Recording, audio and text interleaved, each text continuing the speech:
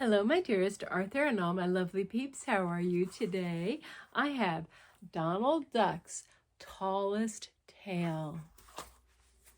I wonder what trouble he's going to get himself into now. Donald Duck liked to tell tall tales. Donald and his friends talked about many things, but Donald had to have the last word. About fishing, for example.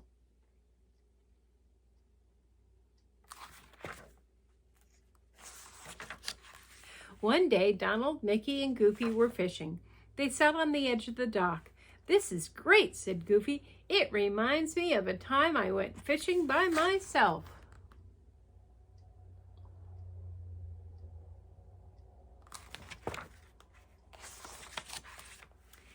"I felt a tug at my fishing line. I started to reel the line in. Well, what a fish! It was huge.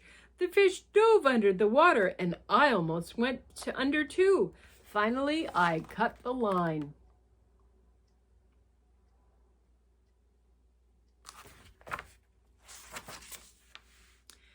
"That's nothing," said Donald. "Here is my fishing story. I hooked a little fish.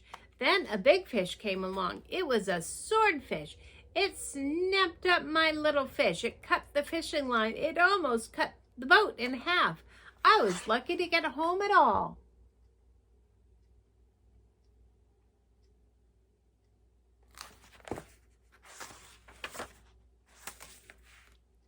That was one of Donald's tall tales. Another day, the three friends went on a picnic. They drove out to the country. They saw a nice spot under a big tree. "A great place for a picnic," said Donald.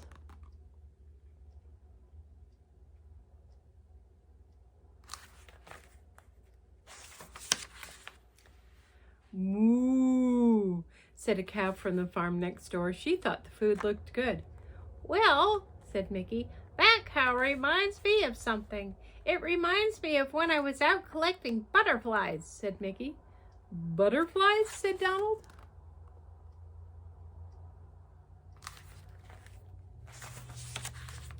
"Yes, Donald," said Mickey. "I chased one, but it led right to a bull. I ran away very quickly. I remembered that bullfighters do. I took off my jacket. I waved it around. The bull kept trying to run into the jacket, but I made sure he kept missing it. Soon he got tired."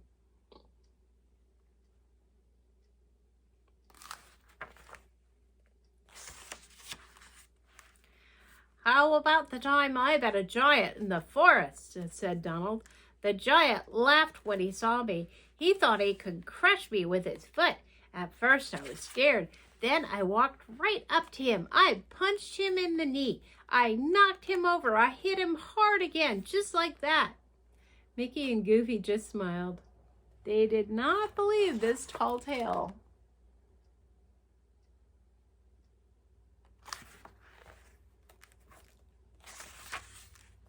Soon Donald decided to go on another trip. He was taking his nephews, Huey, Dewey, and Louie, with him. The nephews packed the car. Donald carried his fine old camera.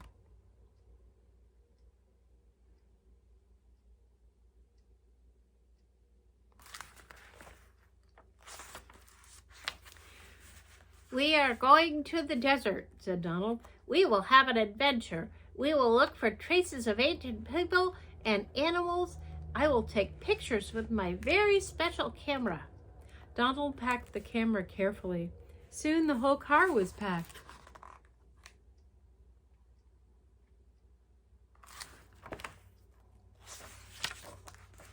They were off. "Have a good trip," called Mickey and Goofy. "I will come back with a good story," said Donald. Mickey and Goofy laughed. They had heard that one before.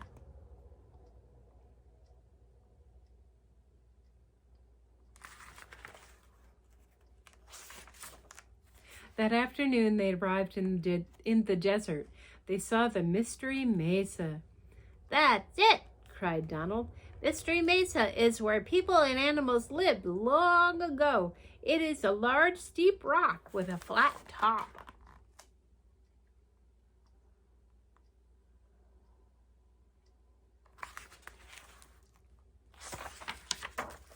Donald parked the car. He gave the orders. The nephews unpacked the car and they set up the camp.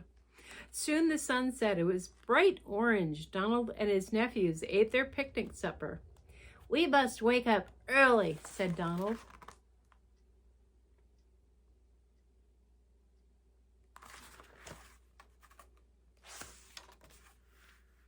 The nephews fell asleep right away, but not Donald. He was too excited. He was up at sunrise to climb the mesa. Up, up, up he climbed. He rested on a small ledge. He did not see anything ancient yet. On he climbed.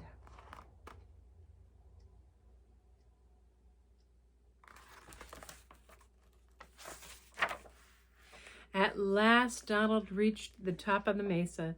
The sun was hot up there. Donald walked on when, swoosh, he slid into a hole. Down he fell, down, down, down. He bounced on his head, then he landed with a crash.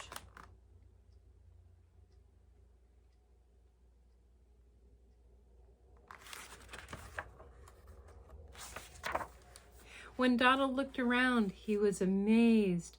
The light on his hat lit up the walls. "Wow," he said. "Look at the ancient drawings on the walls. This discovery will make me famous." Donald took many pictures. "Everyone will be proud of me," he said. "I will win awards."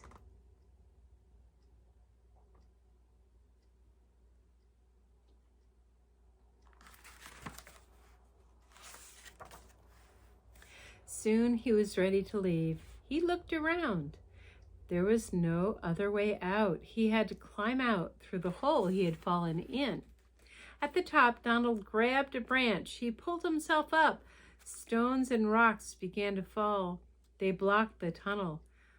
"Whew," said Donald.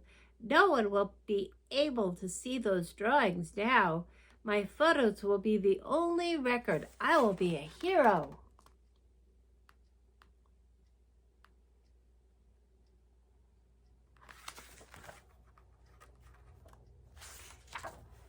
At the bottom of the mesa, Donald saw Huey, Louie, and Dewey.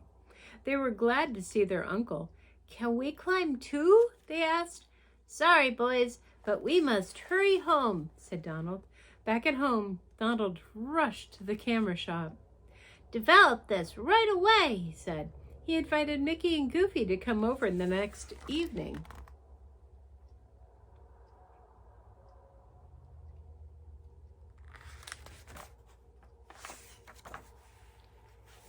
"The trip was great," said Donald. "I discovered a cave with ancient drawings on the walls. People of long ago drew them." "Wow," said Mickey. "Will you take us there?"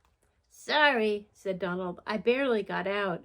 As I got to the top of the tunnel, stones and rocks slid down and blocked it up. My pictures are the only record." The nephews ran in just then. They had the pictures. Donald pulled them out quickly.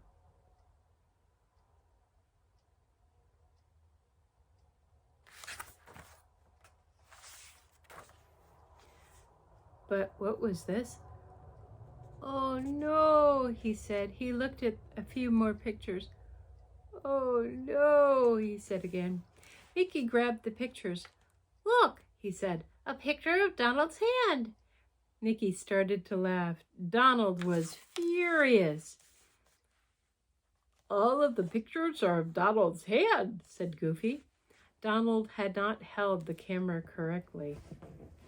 "Great pictures," said Mickey, grinning. "Great story, too," said Goofy. "We can't top that one." But this is my story. It's true. It's true. It's true," said Donald. Goofy and Mickey laughed all the way home. Maybe the story was true, but they hoped Donald had learned a lesson. The end. Have a wonderful day, and I'll see you tomorrow. Love you all. Bye.